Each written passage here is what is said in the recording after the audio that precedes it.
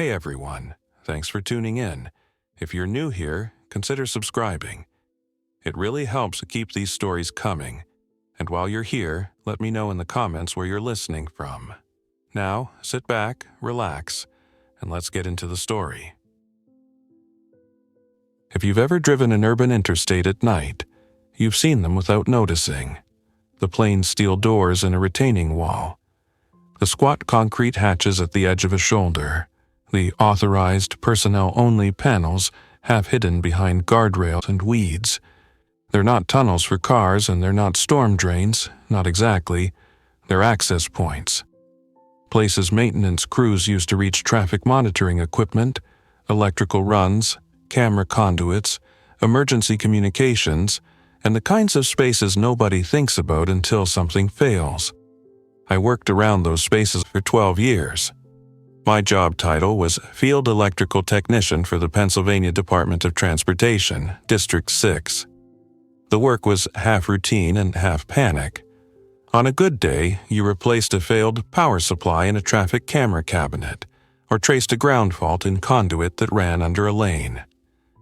On a bad day, a tractor trailer clipped a pole holding an electronic sign, and you got called out at 2:30 in the morning while rain turned the shoulder into a shallow river. The first week the world tipped, I kept telling myself it was just another bad day. It started like all the stories start now. Phone alerts, conflicting statements, clips that looped until the words lost meaning. Unusual incidents. Public safety advisory. Avoid downtown. The footage showed people moving wrong, like their brains had been unplugged and plugged back in with the wires crossed. Not monsters, not movie props.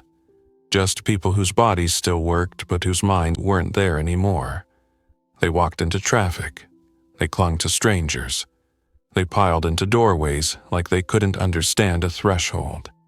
At work, we were told to keep crews off certain routes, then off all routes, then to shelter in place at the district yard until further notice. The yard had chain-link fencing, a few plow trucks, pallets of salt, a maintenance building with a break room microwave that always smelled like burnt popcorn. It was not a fortress. It was a workplace, and workplaces are designed around the idea that help comes when you call for it. By the third day, calling didn't do anything except to drain your phone battery. I left at 4:40 p.m. on a Wednesday because the building had gotten too loud. Not with voices, but with the sound of people trying not to panic. Chairs scraped, doors clicked open and shut. Someone kept coughing into their sleeve like it could push fear out of their lungs. The radio on the wall played public information messages on repeat until a supervisor reached up and shut it off with a shaking hand. I walked out through the vehicle gate like I was ending a normal shift.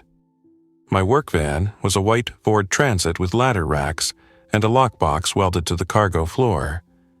It had my name on the door in faded vinyl, M. Keller. There was a state logo next to it that meant less than nothing now. I had a key ring with everything. Cabinet keys for traffic systems, padlock keys, utility knife, small flashlight. The kind of key ring that jingled like a warning if you moved too fast. Before I drove, I sat with both hands on the steering wheel, listening. The highway in the distance was never quiet. Even with fewer cars, there was the low, steady hiss of tires and occasional stuttering roar of an engine pushed too hard. But layered under that was something else. A thin human sound that didn't belong. Shouts, short and sharp, like commands. Then a long, rising wail that cut off too abruptly. I put the van in drive and headed toward the only place I could picture staying alive, a hidden space I already knew. There was an access shaft off Interstate 76, near the I-676 interchange, on a stretch where the road cut between concrete walls and older brick industrial buildings. The public saw it as just another patch of graffiti-streaked barrier and chain link.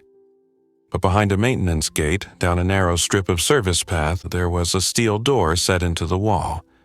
It led to a vertical shaft used by emergency crews to reach a traffic monitoring room, and from there, A crawlway that tied into conduit runs for cameras and sensors. It was tight. It smelled like dust and old concrete. And it had something precious in a world where every window could be watched. Concealment. I'd been there twice for actual work. Once to trace a power drop feeding a camera cluster and once to inspect water seepage after a heavy storm.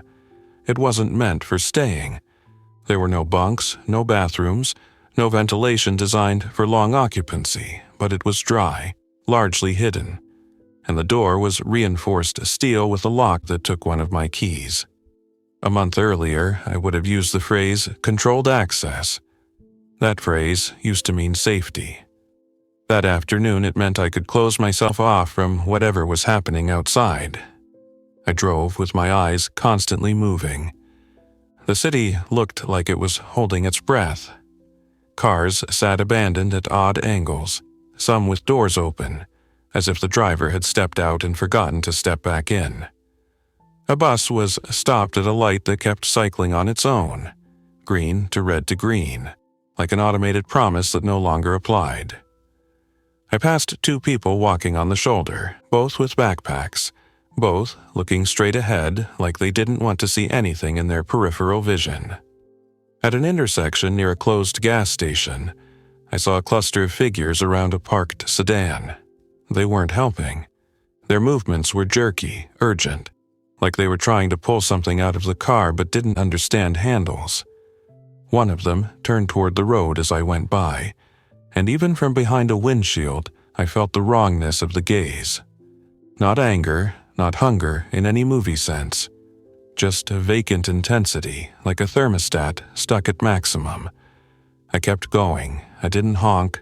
I didn't make eye contact. I didn't do anything that would make me memorable. The service gate near the access shaft was locked with a standard padlock, the kind we used everywhere because it was cheap and good enough. I killed the engine a block away and rolled in on momentum to keep noise down. The van's tires crunched over gravel and broken glass. I coasted, stopped, and sat for a second with the ignition off. Silence is never really silence in a city. It's just the absence of the noises you expect. I took my key ring and chose the right one by feel. The padlock clicked open. I swung the gate inward just enough to slip through and then pulled it closed behind me, letting it settle without a clang. I didn't relock it yet. I didn't want the metallic snap echoing in the narrow corridor. I pushed the van forward into the service area, tucked it against the wall, and shut it down completely. Then I stood there and listened again. Somewhere above, on the interstate lanes, a handful of vehicles still moved. A car passed with a high-pitched whine like a bad wheel bearing. Another followed too fast, engine revving hard, and then the sound faded. Under that, I heard voices briefly, human voices, the normal kind, then nothing. I moved to the steel door in the wall. The door looked like a utility closet to anyone who didn't know better. Gray paint flaked at the edges. A faded sticker warned about high voltage. There was a lock cylinder, and above it, a small bent metal hood meant to keep rain from pooling in the mechanism. My hands were sweating. I wiped them on my pants, inserted the key, and turned it. The lock clicked with a sound that felt too loud. The door was heavy, designed to resist forced entry. I pulled, and it opened inward with a slow groan of hinges. Cool air spilled out, smelling of concrete, dust, and something faintly metallic. Inside, a narrow landing dropped into a vertical shaft with a ladder bolted to one wall. The shaft was roughly the size of a phone booth, maybe 3 feet by 4 feet, descending about 16 feet to a concrete floor. A conduit bundle ran down one side in a metal tray. A small light fixture was mounted near the top, but it was off, and I wasn't turning it on. Light is an announcement. I stepped in and eased the door closed behind me until it latched, but I didn't lock it. Not yet. I wanted to be able to leave fast if I needed to. I waited with my ear pressed near the door, listening for footsteps, for someone following, for any change in the outside soundscape. Nothing. I took out my flashlight, a small LED with a low setting, and aimed it down. The beam caught dust motes floating in still air. I climbed down. The ladder rungs were cold and slightly damp. I kept 3 points of contact the way we were trained, not because I was worried about workplace injury anymore, but because falling in that shaft would end my story without drama or warning. At the bottom, my boots hit concrete. The air down there was cooler, but it had the stale, closed feeling of a space that didn't exchange air often. There was a corridor leading off the shaft, low-ceilinged concrete walls, a few cable trays overhead. It led to a small room that held the base of a traffic monitoring cabinet cluster, older equipment that had been upgraded in place over decades. There were panels labeled with black marker: camera feed, loop detector power, sign control. In the corner, a vent opening led into a duct that went upward somewhere, meant to keep the room from overheating in summer. It wasn't a proper ventilation system for people. It was a way to keep electronics from cooking. But it was something. I set my backpack down and stood still, letting my eyes adjust. My backpack was a cheap hiking pack from a sporting goods store. Inside it were the things I'd grabbed from the district yard before leaving: a compact first aid kit, a water bottle, a headlamp, 2 protein bars, a roll of duct tape, and a small bundle of paper maps I'd taken from an old drawer because I didn't trust my phone to stay alive. I also had tools. Not a fantasy arsenal, not movie gear. Just what I always had: a multi-bit screwdriver, a small pry bar, side cutters, electrical tape, a few wire nuts, and a battery-powered drill with 2 batteries that I'd topped off before the grid got unstable. The drill was loud. I hoped not to use it. But the batteries themselves mattered, even if I never spun a bit. The first night, I didn't sleep. I sat with my back against the concrete wall, knees up, listening to the muffled world above. The shaft insulated sound, but it didn't erase it. I heard distant sirens early on, fewer as hours passed. I heard the rumble of occasional vehicles. Once, I heard a series of impacts, like someone slamming something against metal. It went on for maybe a minute, then stopped. Heat became a problem faster than I expected. Underground, you assume cool, but a sealed concrete space holds body heat like a thermos. After a few hours, the air felt thicker.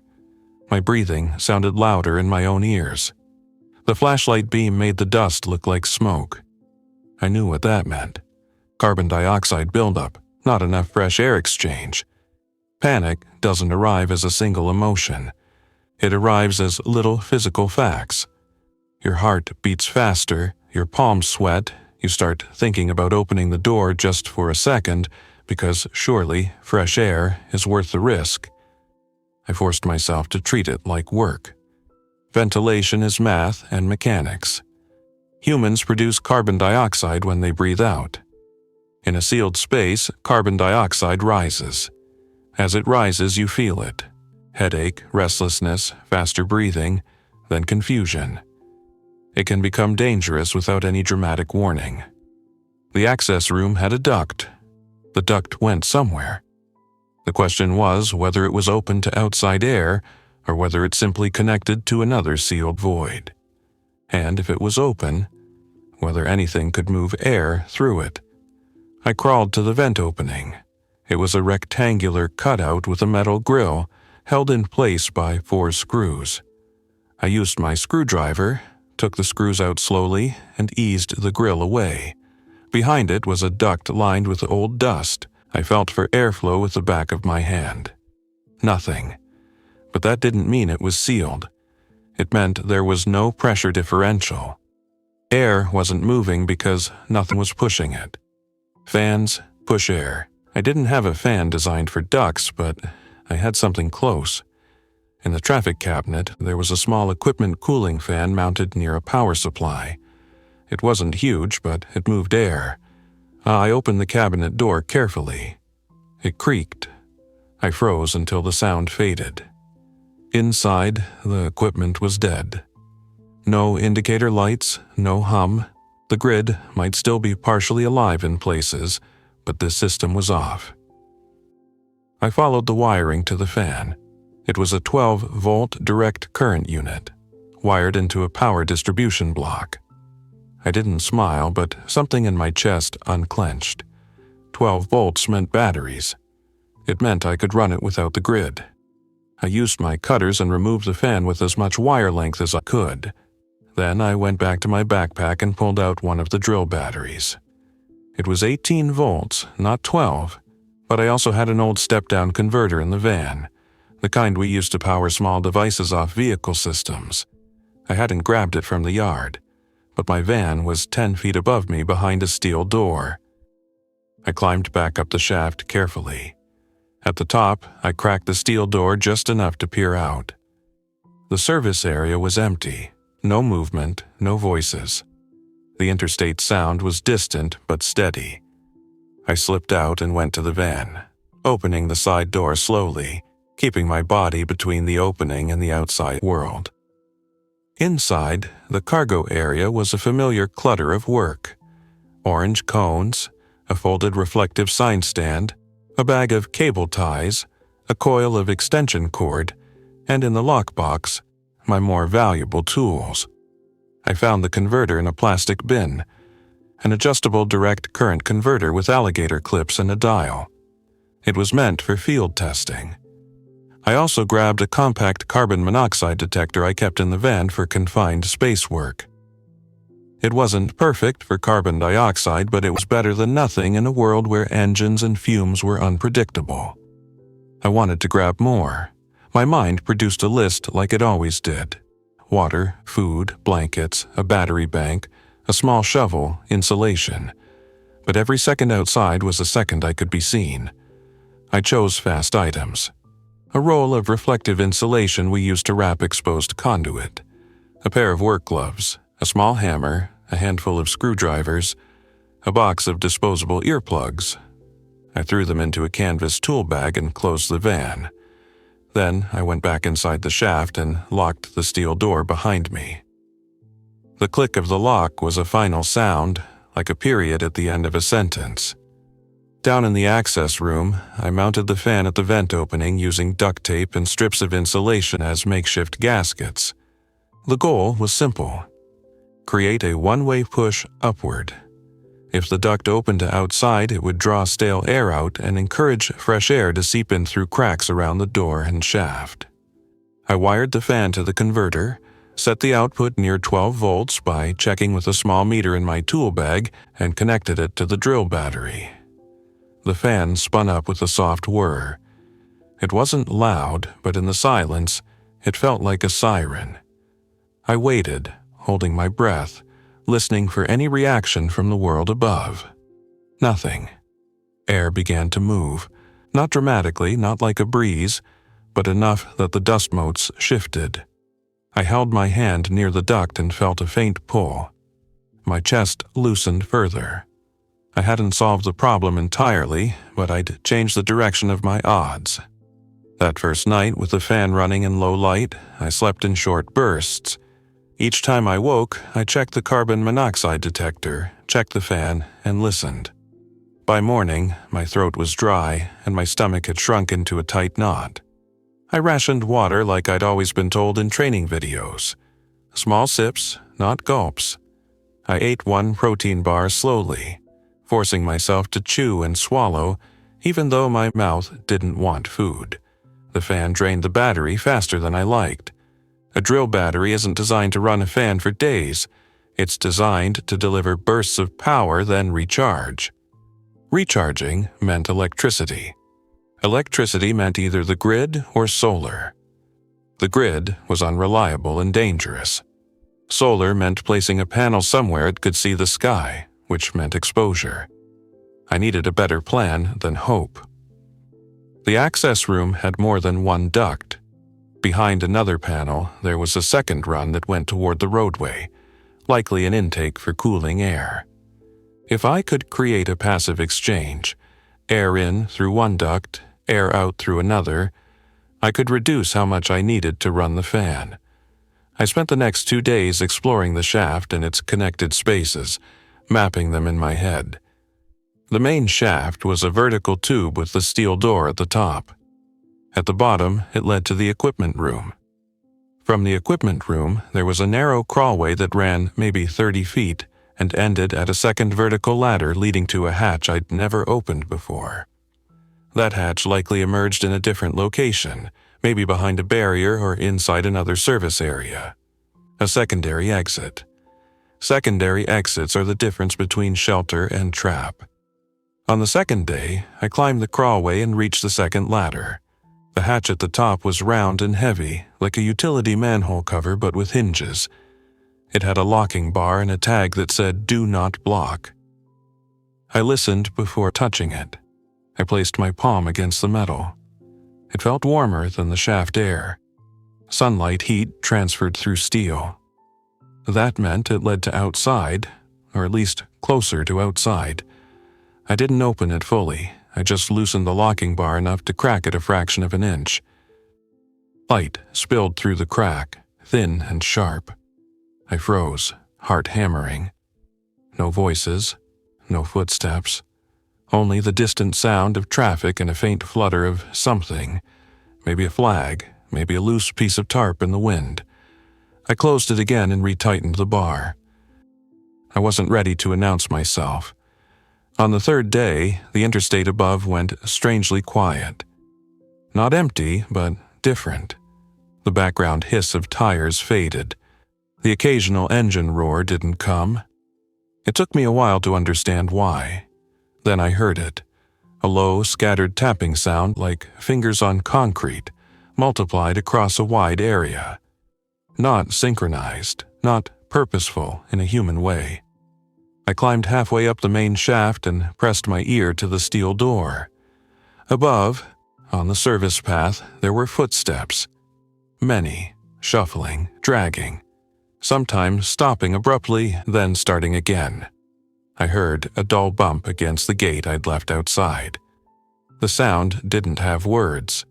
No shouting, no talking, just movement. The infected had found the service area. Not because they were hunting intelligently, because they moved toward sounds, toward places where people had been. The highway itself was a river of noise and scents.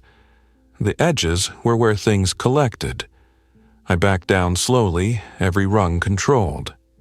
My breathing felt too loud. The fan in the equipment room whirred steadily, an innocent little machine that could get me discovered if it made the wrong vibration in the wrong duct. I shut the fan off. The sudden silence felt like stepping underwater. I sat in the equipment room with the lights off and my flashlight covered, listening as the footsteps above shifted and scraped. The steel door was strong, but if enough bodies pressed against it, if enough hands pawed at it, the lock could fail. Or worse, someone human could come along later and, for reasons I couldn't predict, turn the key from the outside and lock me in permanently. That last thought was the one that made my mouth go dry. A shelter is only a shelter if you can still leave. I needed to control the door from my side. That meant adding a secondary internal barrier. Something that could hold even if the lock failed. Something I could remove from inside. The simplest barrier is a wedge, a doorstop. Something that jams the door so it can't swing inward. But my steel door opened inward. A wedge wouldn't help. I needed a crossbar. In the van, I had road barrier components, metal braces, sign stands, pieces designed to resist wind and impact. I also had a telescoping fiberglass pole used for lifting overhead wires temporarily. Fiberglass doesn't spark. It's light and strong. I waited until the footsteps above thinned. That took hours. The infected don't get tired in a normal way, but they drift, they wander. They get pulled by new stimuli. Eventually, the service area quieted. When I finally unlocked and cracked the steel door, I did it like I was disarming a device. Slow, controlled, listening between each motion. The service area was empty. The padlocked gate had fresh smears on it, like dirty hands had gripped the metal. The ground had scuffed marks in dust and grit, as if dozens of feet had shuffled there. I moved to the van, opened it, and grabbed what I needed fast: the fiberglass pole, 2 metal sign stand braces, a handful of bolts, and a ratchet strap. Back inside, I built an internal crossbar system. The steel door had a frame with 2 sturdy anchor points where the latch mechanism sat. I ran the fiberglass pole horizontally across the door, braced it into the frame, and used the ratchet strap to cinch it tight. Then I added the metal braces diagonally, like a truss, distributing force into the concrete walls. It wasn't pretty, but it was functional. Even if someone unlocked the door from outside, even if the lock failed, the door wouldn't swing inward without significant force. And significant force makes noise. Noise makes attention. In the days that followed, the shelter became a project, the way any survival becomes a project. Humans cope by fixing things. When you can't fix the world, you fix a smaller space and pretend it matters enough. I lined the equipment room walls with reflective insulation to slow heat transfer. I scavenged old maintenance panels from a storage recess, flat metal sheets used to cover conduit access points, and used them to create a raised sleeping platform, keeping my body off the cold concrete which wicked warmth away at night. I stuffed gaps with foam scraps from equipment packaging I found tucked behind a cabinet. I created a toilet system from a 5-gallon bucket I found in the van and heavy trash bags. I added a layer of absorbent material. Kitty litter would have been ideal, but I didn't have it. I used shredded cardboard and sawdust scraped from a bag of absorbent spill material in the van.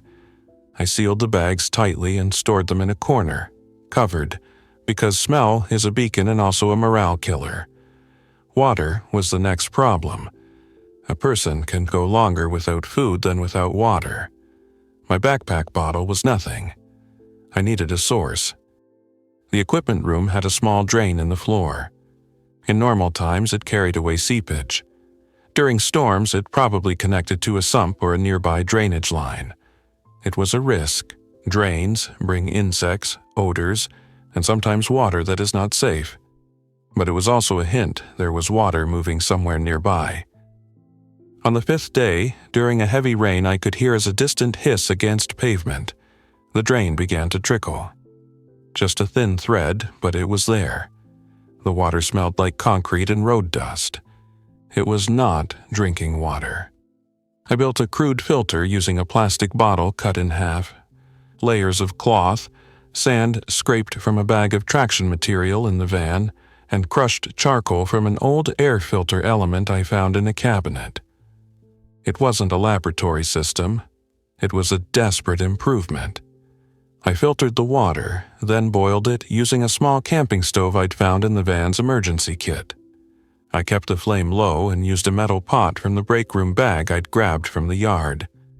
Boiling inside a small space creates heat and humidity. Humidity creates condensation. Condensation creates mold, slippery surfaces, and in winter, ice. So I boiled water only when the shaft air was coolest, usually near dawn, and I vented steam by cracking a duct panel and running the fan briefly to push moisture upward. Every action had a cost. Noise discipline became a ritual. No metal on metal. No hammering unless absolutely necessary. Tools wrapped in cloth. Movements slow. When I dropped something once, a screwdriver that clattered against concrete, I sat frozen for 10 minutes afterward, listening for any response. My heart took longer than that to slow. On the 7th day, I heard humans above again. Not infected shuffling. Human footsteps, pauses. The scrape of something heavy being moved. Then a voice, muffled through concrete, saying, "Hold up, look at that gate."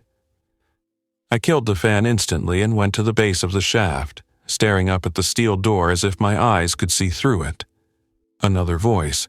"It's locked, but it's a state van in there." My stomach dropped. The van was a billboard. Even if the shelter door looked like a utility closet, the van screamed someone was here. I pressed myself into the corner near the equipment cabinet, holding my breath. Metal rattled above. Someone tugged on the service gate. The padlock clinked. A voice, louder now. "I got bolt cutters." For a few seconds, all I could hear was my own pulse. Then a sharp metallic snap. The padlock had been cut. The service gate squealed open. Feet entered the service area. I heard the van door slide open with its distinctive track sound. "Tools," someone said, awe and hunger mixed together. "Look at all this." Another voice, more cautious. "Check for keys." Keys. My key ring wasn't in the van, but there were spare cabinet keys in a pouch. There were lock keys. There were things that could open the steel door if they knew what they were looking for. I moved quietly to the ladder, climbed halfway, and pressed my ear to the door again. The voices were clearer now in the tight corridor outside. 2 men, maybe 3. One of them was breathing hard, like he'd run. "Doors, right here," someone said. "See? Utility, probably power." "Try it." I heard fingers on the lock cylinder. I didn't have the luxury of waiting to see what happened. If they opened the steel door and stepped inside, they would see the ladder, the shaft, the shelter below. They might be friendly. They might not. In this new world, every stranger was a gamble with no refund. I went down the ladder silently and moved to my internal crossbar. I tightened the ratchet strap until the fiberglass pole bowed slightly. Then I wedged one of the metal braces deeper into a corner of the frame, locking it like a jam. Above, I heard the lock turn. The steel door shifted. It moved inward a fraction of an inch, then stopped hard against my crossbar. Someone grunted. "It's blocked." "Blocked how?" It moved, then hit something. "Maybe it's jammed. Push." The door flexed against the barrier with a deep, dull thud that traveled down the shaft like a heartbeat.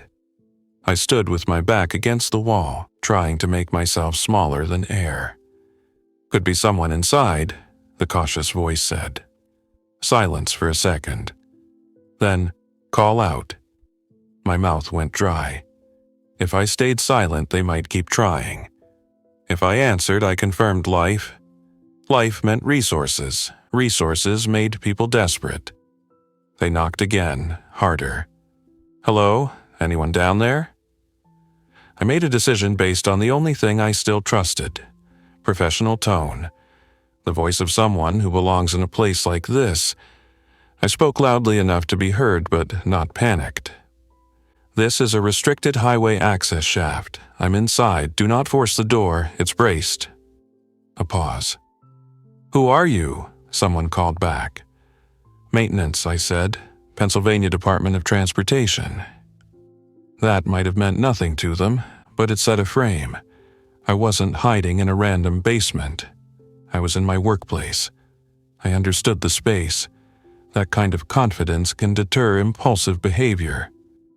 "We're not here to hurt you," the cautious voice said. "We just need supplies, food, water." "I don't have extra," I lied, because the truth would invite bargaining. "This space isn't safe for multiple people. Air is limited." That was true enough to be believable. The aggressive voice scoffed. "Air is limited? What is this? A spaceship?" "Confined space," I said. "Ventilation is marginal. If you stay, you risk passing out. If you force the door, you risk bringing attention. And if attention comes here, nobody leaves." Another pause. I could picture them on the other side. One man with bolt cutters, one with a backpack, maybe a bat or a crowbar, eyes flicking to the van again. The cautious voice lowered. "You got a radio? You heard anything?" I almost laughed at the idea of hearing anything that made sense. Instead, I said, "No reliable communications. Cell networks are unstable." It felt like the old world to say that, like a technician's report. The aggressive voice said, "Open up. We can share." Share. The word sounded like a joke in a week where people had started taking. "I can't," I said. "The door is braced for safety. If I unbrace it, I can't guarantee it seals again." A lie, but plausible. There was movement outside. I heard the van doors slam. They were taking what they could: tools, materials, maybe the spare batteries. Every item they removed made the van lighter, and the shelter's future thinner.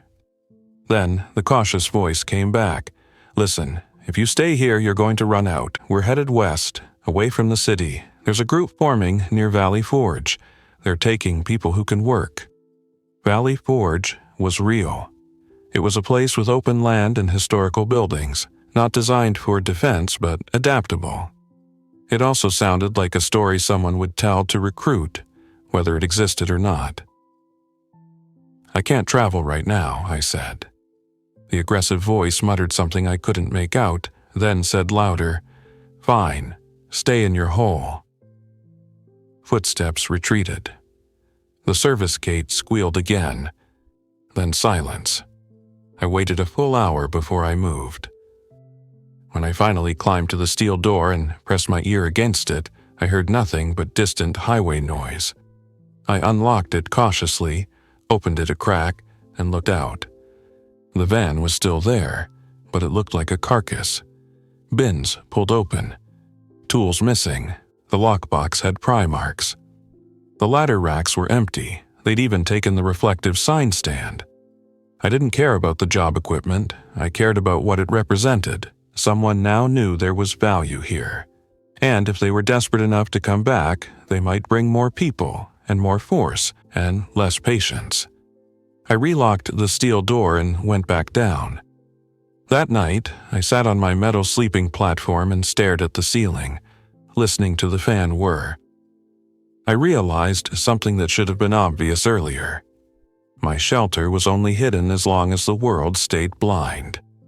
The moment someone noticed the van, the gate, the door, the shelter's invisibility became a rumor. Rumors travel faster than people. The next morning, I started planning a move without moving. I explored the secondary hatch again. This time, I decided to open it fully, because staying without knowing my exit was a slow surrender. I climbed the ladder, loosened the locking bar, and pushed. The hatch opened with a stiff groan, then swung up. Sunlight stabbed into the shaft, making me squint. I blinked until the glare softened enough to see. I was beneath a concrete utility cover set into a patch of gravel behind a Jersey barrier. Not on the main shoulder, but inside a narrow protected maintenance strip between the highway wall and an embankment. From the driver's view, it would look like nothing. A dull panel among other dull panels. But it was exposed to the sky, which meant fresh air, and it was far enough from the steel door area that someone messing with the gate might not notice it. I pushed the hatch up just enough to look around. The highway lanes were visible through gaps in barrier. A few cars moved, but not many. In the distance, smoke rose from somewhere in the city, a thin gray column against a pale winter sky. Closer, the maintenance strip was empty. No people. No infected. I breathed in and tasted cold air, the kind that made your nose ache slightly. It was the cleanest thing I'd tasted in days. Then I heard a sound that tightened every muscle, a soft scrape nearby from behind the barrier. I lowered the hatch slowly, leaving a narrow slit, and listened. A low grunt. Not words. Not a human clearing their throat. A sound like someone trying to breathe through a mouth that forgot how. I eased the hatch closed until it was nearly shut and retreated down the ladder, heart pounding. They were up there. The infected drifted everywhere now. Not in organized swarms, not in cinematic waves. Just scattered, unpredictable bodies that turned any exposure into a gamble. Still, the secondary hatch changed everything. It meant I could move supplies without using the main steel door. It meant I could run a ventilation intake to the sky and hide it under debris. It meant I could create an exit route if the main door became compromised. Over the next week, I built a second layer of survival around that hatch. I made a ventilation stack. I used flexible ducting scavenged from the van's remaining supplies, coupled with sections of conduit I removed from an unused cable run. I routed it up to the hatch, then bent it sideways beneath the barrier so the opening didn't point straight up like a snorkel. I covered the end with a fine metal mesh from an old cabinet filter to keep debris and insects out. I built a baffle, basically a series of angled metal plates, so light wouldn't shine down the duct at night, and so sound from the shelter wouldn't funnel out like a speaking tube. Ventilation isn't just about air, it's about hiding evidence of air. Warm air rising out of a vent can create visible shimmer in cold weather. It can melt snow in a suspicious circle. It can carry cooking smells. I learned to run the fan in short bursts, mostly at times when the highway noise would mask a faint whir.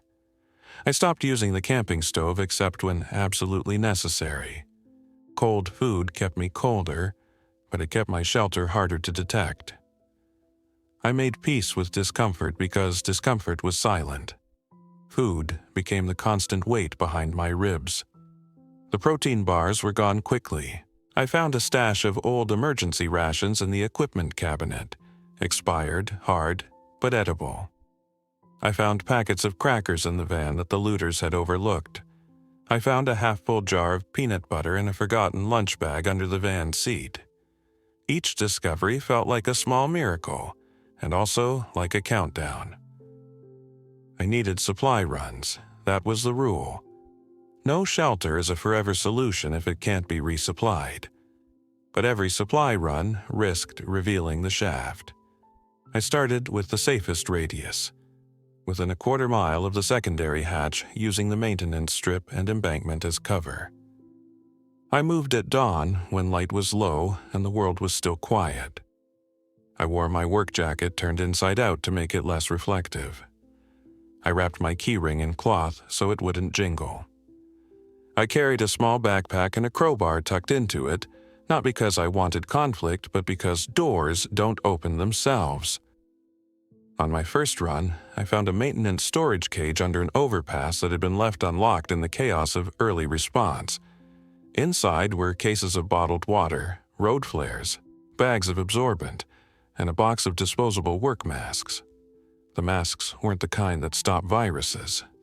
They were the kind that keep you from breathing dust. Still, they helped with smell. I took water first. Water was weight, but it was life.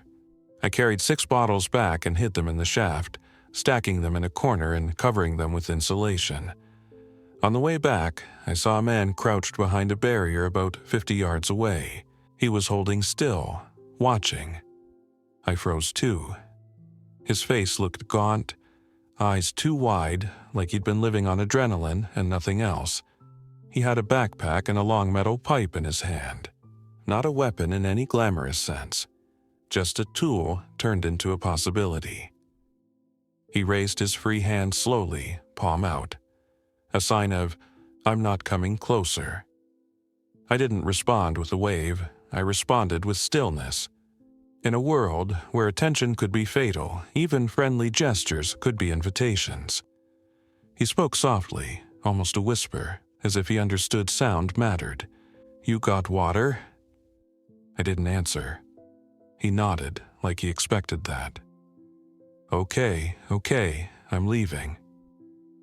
He backed away slowly, keeping his eyes on me until he reached the far end of the barrier, then slipped down an embankment and disappeared. My legs shook after he was gone, not because I wanted to chase him, and not because I wanted to hurt him, because I'd just been seen again. Another person who could later tell someone, "There's a guy by the barrier, there's a hatch, there's something there." Back in the shaft, I locked both exits, checked my internal brace and sat down, breathing through my nose, forcing my mind back into problem-solving mode. The shelter needed to become invisible even if someone was looking. That meant camouflage above. It meant making the hatch look like it had been undisturbed for years. It meant scattering debris naturally. It meant creating a false layer. The next day, I climbed up at dawn and built a cover over the hatch using broken chunks of asphalt, gravel, and a bent piece of corrugated metal I found near a construction zone. I arranged it so it looked like random dumped debris rather than a neat pile. Humans notice neatness. Chaos blends into chaos. I also created a decoy.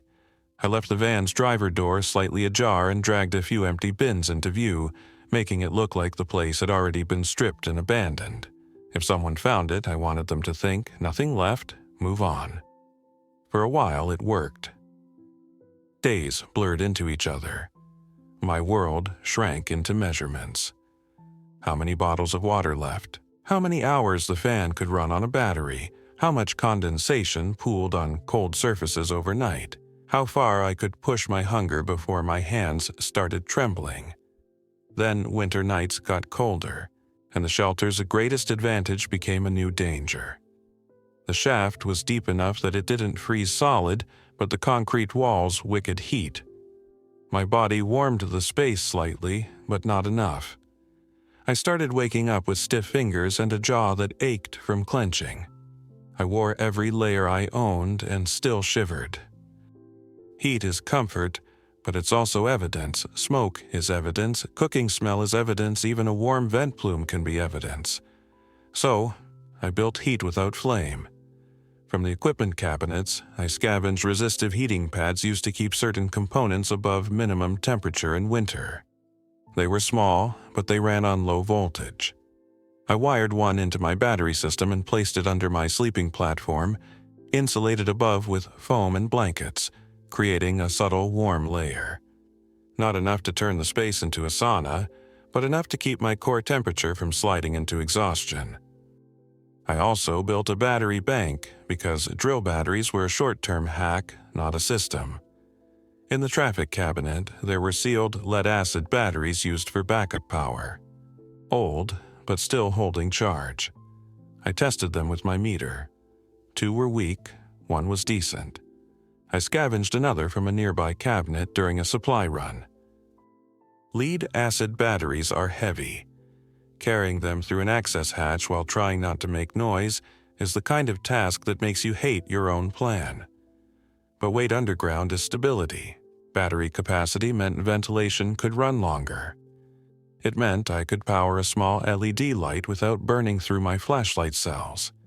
It meant I could charge my phone occasionally, even if the phone was more memory keeper than communicator now. With the battery bank in place, I felt something I hadn't felt since before the outbreak. Control. That illusion lasted until the day the doors almost became my coffin. It was a Thursday. I only knew that because I'd started scratching tally marks on a panel to track days, and I'd counted.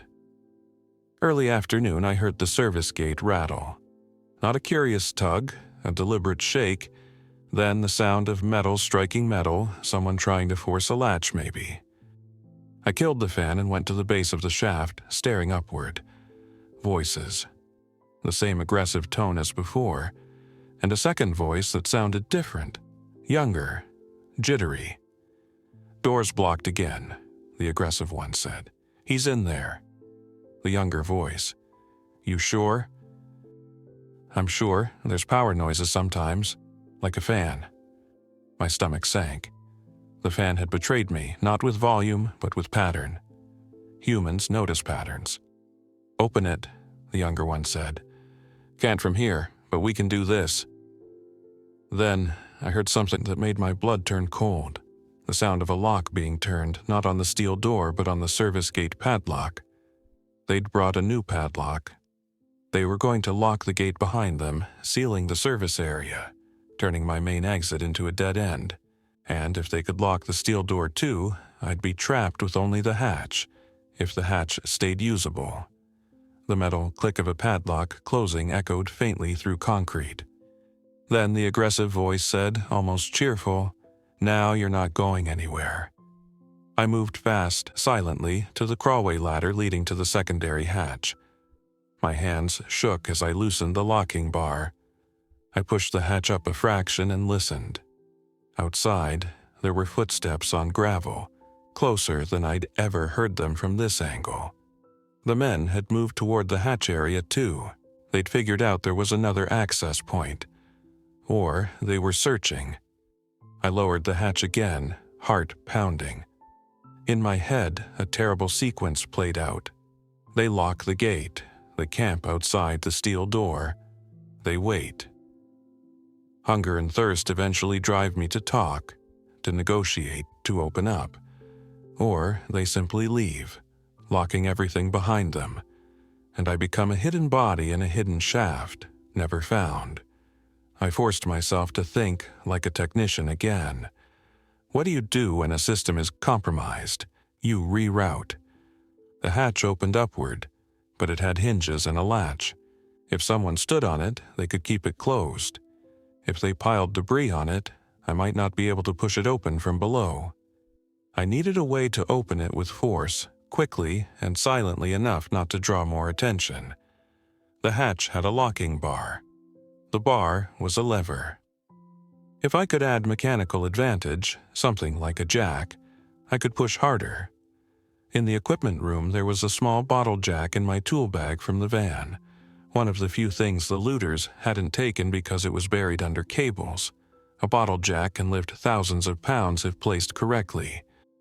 I dragged it to the ladder, climbed up, and set it beneath the hatch, pressing its top plate against the hatch underside, its base against a solid rung brace. I cranked it slowly, feeling tension build. Above, the hatch trembled slightly. I stopped, listened. No reaction. I cranked again. The hatch lifted a fraction, enough to break whatever weight might be on it. Then I heard the younger voice outside, sharp and close. What was that? They were right there. I froze. One hand on the jack handle, the other braced against the ladder. Footsteps moved closer. The sound of someone kneeling. Gravel crunching. A shadow crossed the thin seam of light. The aggressive voice said, low and excited, "Found it." There was a scraping sound, and on metal. The hatch shifted slightly downward as if someone pressed on it. My jack held. For a few seconds, it was a contest of force through steel and concrete. Their weight above, my leverage below. "Open it," the younger one said, breathy. "Can't," the aggressive one grunted. "Something's pushing back." I didn't want a prolonged fight. Prolonged fights create noise. Noise draws infected. Infected don't care who wins. So I made a different choice. I spoke loud enough to be heard through the hatch. "Step back." Silence. Then the aggressive voice, almost laughing, "Or what?" "Or you'll draw them," I said. "You're already loud. The highway carries sound. If you keep this up, you won't have time to argue." A pause. The younger one whispered, "He's right. We're exposed." The aggressive one spat something I couldn't understand, then said, "Fine. We'll wait.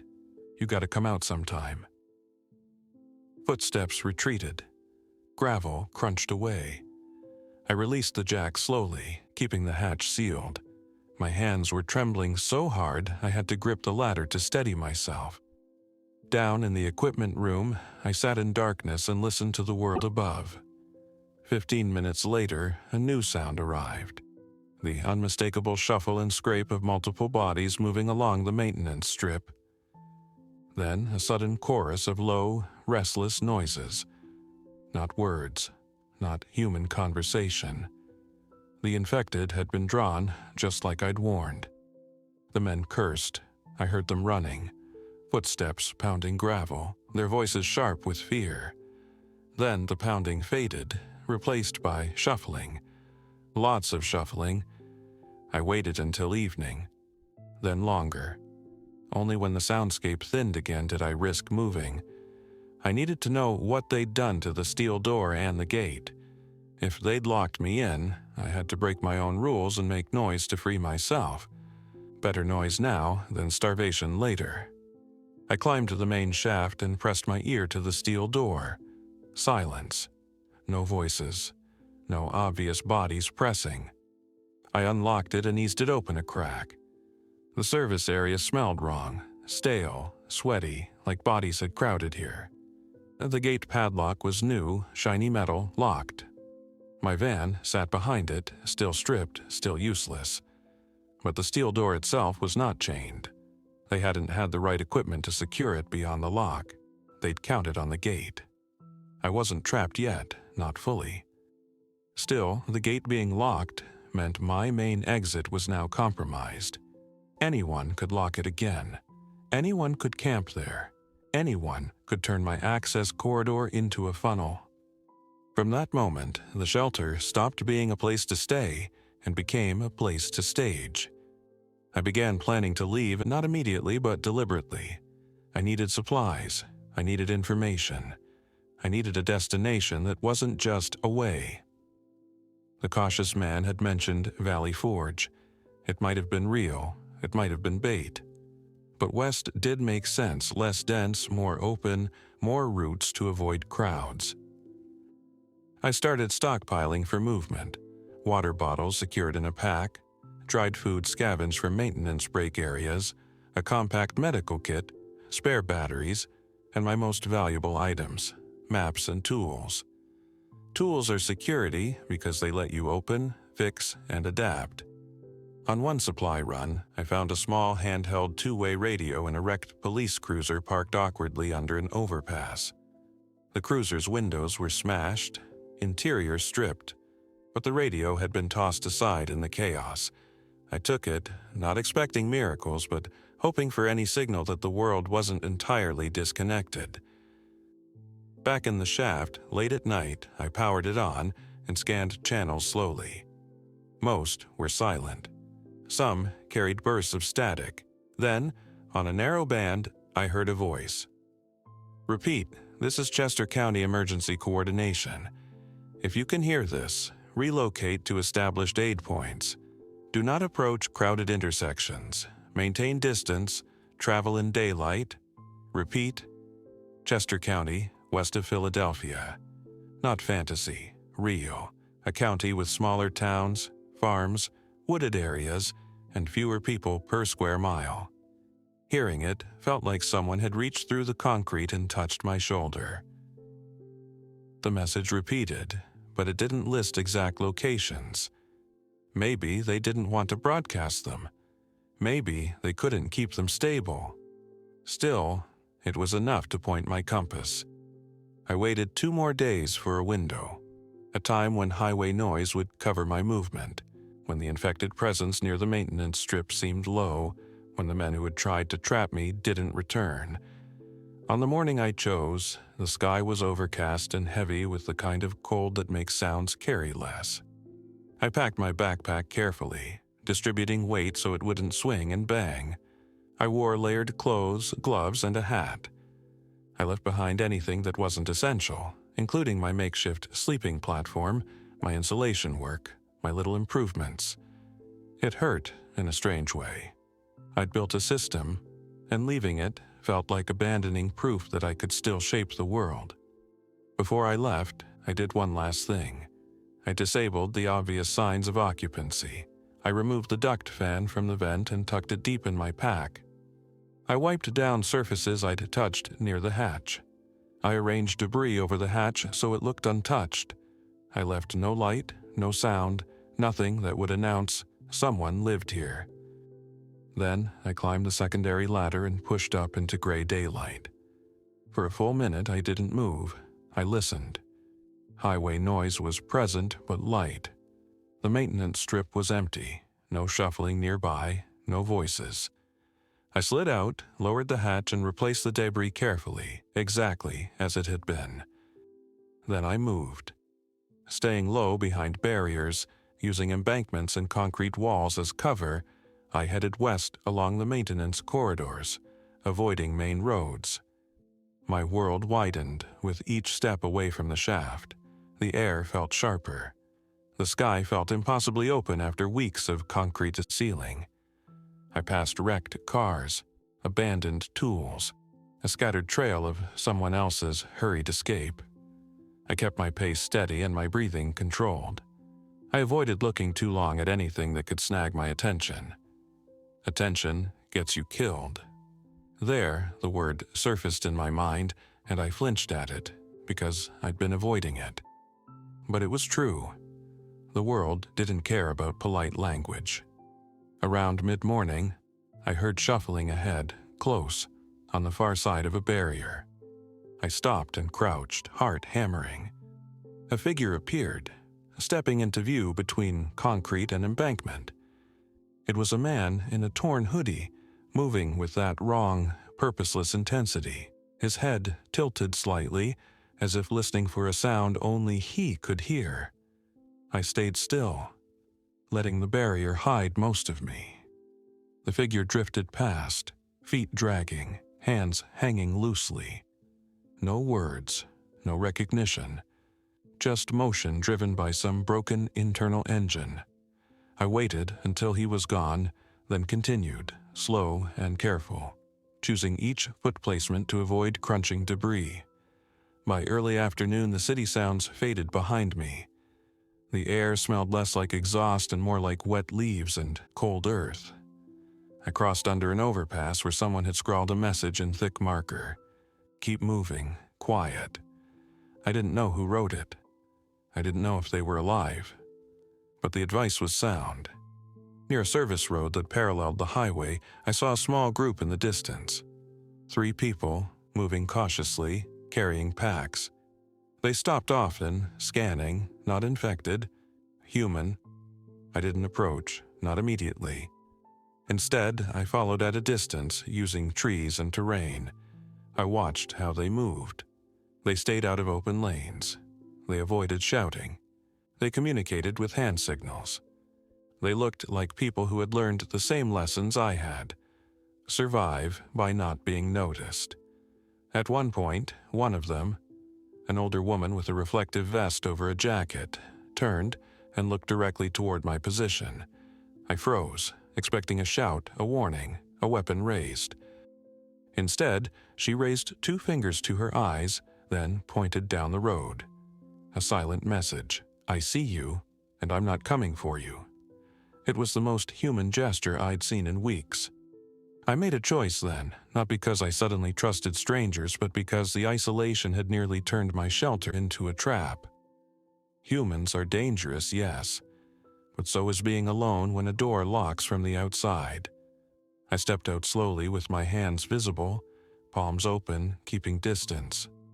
The group stiffened. The older woman raised her hand, palm out, signaling stop. I stopped. She called softly, not shouting. You alone? Yes, I said. What are you? The question wasn't about my job. It was about whether I was infected, whether I was a threat, whether I was desperate. Healthy, I said. I've been in a highway access shaft, westbound. A younger man with a backpack tightened his grip on a metal bar. Another person, maybe in her 20s, kept scanning the surroundings like she expected movement in every shadow. The older woman nodded once. We're headed toward Chester County, heard radio traffic. So it was real. I felt a pressure behind my eyes. Not tears exactly, but something close. Relief trying to become emotion. I heard it too, I said. I'm moving that way. She considered me for a long moment. Then she said, walk behind us. 10 yards. No sudden moves. If you need something, say it, quiet. I nodded, understood. And just like that, my hidden shelter became what it was always meant to be, not a forever home, but a narrow, concrete bridge that carried me from the first shock of collapse into the next stage of whatever this world had become. As we moved west together, keeping to service roads and tree lines, I kept thinking about the shaft behind me. The fan whir, the cold concrete. The steel door that could be turned by anyone with a key, the way I'd built comfort in a place that could have become my grave. I'd survived there by controlling sound, controlling air, controlling light. Out here, control was different. It wasn't about locking a door. It was about choosing when to be seen and by whom. And for the first time since the outbreak began, as the city fell away behind us and the landscape opened into winter fields and low-wooded hills, I believed, carefully, cautiously, that survival might be more than hiding. It might be building again, somewhere that didn't have a steel door waiting for the wrong hand to turn it. Thanks for listening. If you enjoyed this story, don't forget to like and subscribe. Your support keeps these creepypastas coming. Until next time, stay alert, stay safe, and never ignore the feeling that something is watching.